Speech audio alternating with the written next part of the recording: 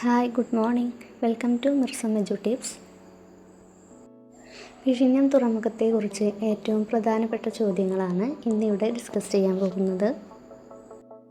വിഴിഞ്ഞം തുറമുഖത്തിൻ്റെ ഔദ്യോഗിക നാമം വിഴിഞ്ഞം ഇൻ്റർനാഷണൽ സീപോർട്ട്, തിരുവനന്തപുരം. വിഴിഞ്ഞം തുറമുഖത്തിൻ്റെ കരാർ കമ്പനി അദാനി ഗ്രൂപ്പ്. രാജ്യത്തെ ആദ്യ ട്രാൻസ്ഷിപ്മെൻറ്റ് തുറമുഖമായ വിഴിഞ്ഞം ഉദ്ഘാടനം ചെയ്തത് 2023 ഒക്ടോബർ 15. വിഴിഞ്ഞം ഉൾപ്പെടുന്ന താലൂക്ക് നെയ്യാറ്റിൻകര. വിഴിഞ്ഞം ഉൾപ്പെടുന്ന നിയമസഭാ മണ്ഡലം കോവളം. വിഴിഞ്ഞം അന്താരാഷ്ട്ര തുറമുഖത്തിൻ്റെ ലൊക്കേഷൻ കോഡ് INTRV 01.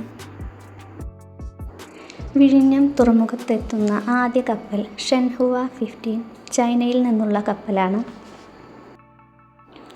വിഴിഞ്ഞം തുറമുഖത്തെത്തുന്ന ആദ്യ മദർഷിപ്പ് സാൻ ഫെർണാണ്ടോ നെതർലാൻഡ്സ് കമ്പനിയുടേതാണ്. വിഴിഞ്ഞം തുറമുഖത്തെത്തുന്ന ആദ്യ ഫീഡർ കപ്പൽ മാരിൻ അസൂർ. രാജ്യത്തെ ആദ്യ സെമി ഓട്ടോമേറ്റഡ് ക്രെയിനുകൾ സ്ഥാപിക്കപ്പെടുന്ന തുറമുഖമാണ് വിഴിഞ്ഞം തുറമുഖം. ഇന്ത്യയിലെ ഏറ്റവും ആഴമുള്ള ആദ്യത്തെ കണ്ടെയ്നർ ട്രാൻസ്ഷിപ്മെൻറ്റ് തുറമുഖമാണ് വിഴിഞ്ഞം തുറമുഖം.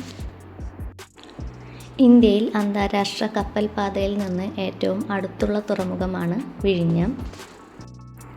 രാജ്യത്തെ മൂന്നാമത്തെ വലിയ റെയിൽവേ ടണൽ നിലവിൽ വരുന്നത് വിഴിഞ്ഞത്താണ്.